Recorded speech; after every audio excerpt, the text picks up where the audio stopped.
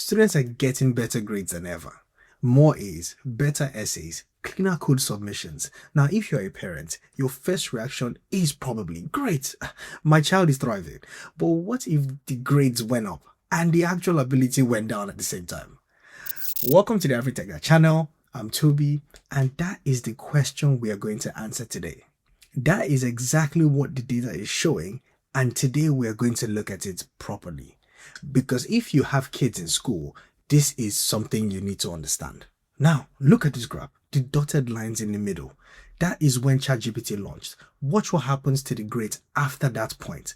They go up by 30%. Now look at the second line, the one measuring actual cognitive skills. It goes down. Two lines moving in the opposite direction, crossing at the exact same point. The grades are real. The ability behind them in many cases is not. This is not one school or one teacher's opinion.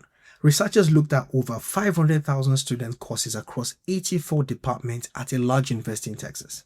7 years of data from 2018 through to 2025. What they found was that the grade jump was concentrated in a very specific type of work. Take-home assignments, writing tasks, code homeworks, anything students did unsupervised, away from a classroom. The students who took an exam in a room with no phone, those grades barely move. You can draw your conclusions there, to be honest. And then there is the honest side of this. Princeton, one of the most selective universities in the world, surveyed its own graduating students. Nearly 30% admitted to cheating on at least one piece of work. Among engineering students specifically, it was over 40%. There are students who got in, the ones who cleared every bar. Nearly half of them are admitting to this. And 44% of students who saw someone cheating chose to say nothing. The 133-year-old honor code Princeton has relied on is cracking under the pressure. They have had to bring back supervised proctored exams just to hold the line. Now here's where it gets really interesting. We can talk about cheating all day, but what about those students who are not cheating? The ones using AI completely openly, the way the tool was meant to be used. MIT's Media Lab wanted to know what exactly was actually happening in the brain when students wrote with AI.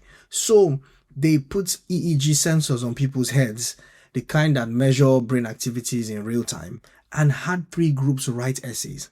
One group used nothing, one group used Google, and one group used ChatGPT. Now here are the brain scans. The group who used nothing. Look at all that brain activity. The brain is working hard, making connections, processing. The Google group, still active, had to find information, read it, and decide what was useful to them. And the ChatGPT group, almost quiet. The brain was not switched off. It was just waiting, resting, while the tool did the work, and the EEG captured that clearly. The researchers gave this a name, cognitive debt, and this diagram shows exactly how it builds up. Here is the cycle. You ask AI to write something for you because it is so easy. Your brain does not really engage. Because your brain did not engage, you do not actually remember what was written. The ChatGPT group in the study struggled to quote their own essays back. And because you did not remember any of it, your brain did not build any new muscle from doing it. So next time you need to write something, you reach for the tool again. The essay exists, the learning did not happen. It is like paying someone to do your gym sets for you and wondering why you're not getting any stronger. No muscle anywhere. So I want to be clear here. This is not about banning AI. This is not the argument. The research actually breaks down how students are using it into 3 categories. Augmentation. This is where AI helps researchers check your work, fill in the gaps, grades go up, skills develop, no problem. Then there's reinstatement. AI helps you do things you would not do before, new possibilities. Also fine. It also builds new skills. Then there's displacement. AI does the entire cortex for you. It writes the essays, it writes the code. Grades go up, but your brain gets nothing from it. 2 of the 3 are fine. One of them is the problem. And right now, nobody is clear about which one it is.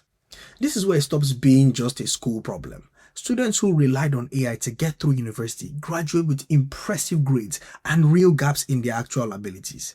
Employers notice this, and when employers cannot rely on human judgment and skill, they start automating those entry-level roles instead, which means fewer jobs for the next wave of graduates to learn and grow in, which makes the problem even worse. The system that infiltrated the grades is helping to remove the jobs those grades were supposed to unlock. That cycle is already moving. And it hits hardest where the foundation was already shaky. If a student already has gaps, and most do, this is just school and they use AI to paper over those gaps. The gap does not close, it gets bigger because building real abilities requires effort and struggle. Remove the struggle and nothing gets built. The brain works exactly like a muscle. It needs resistance to grow. There are no shortcuts that actually work long term. So what do you actually do? Because the tools exist, they are free, they are fast, you cannot wish them away. The answer is actually simpler than it sounds. You do the thinking first. Human brain on the problem. Rough ideas, messy first drafts, whatever you can pull out of your own head. Then you bring in AI. Let it help you improve, check, and extend what you already built. 3 practical rules that come directly out of this research. If you have kids at home, these are worth having a conversation about. Rule 1. Think first. The first attempt is always done without AI. Paper, pen, brain, whatever they have. Only after that does the tool come in. Rule 2.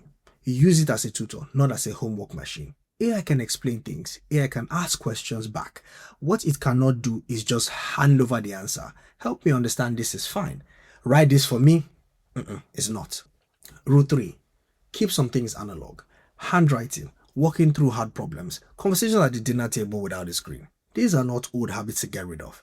They are the friction your brain needs to stay sharp. AI is not going anywhere. I think we all agree on that. The question is not whether your child will use these tools, because definitely they will. The question is whether they are shaping the tool or whether the tool is shaping them. A child who knows how to think and then uses AI to go further, that is powerful. A child who has outsourced the thinking entirely. On paper they look the same, but they are not. The tools are permanent. The only thing still in our hand now is how we choose to use them. If this got you thinking, share it with another parent.